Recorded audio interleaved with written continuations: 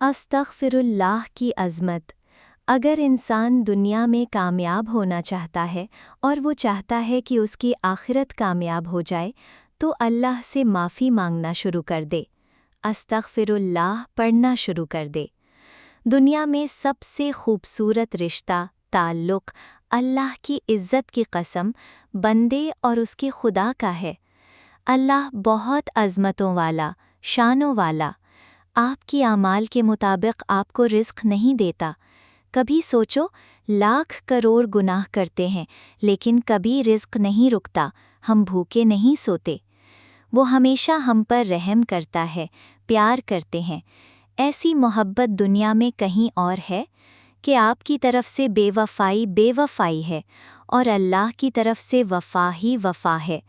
اللہ کی ذات غفور و رحیم ہے۔ یہ وہی رب ہے جب ساری دنیا آپ کو چھوڑ دیتی لیکن اللہ نہیں چھوڑتا۔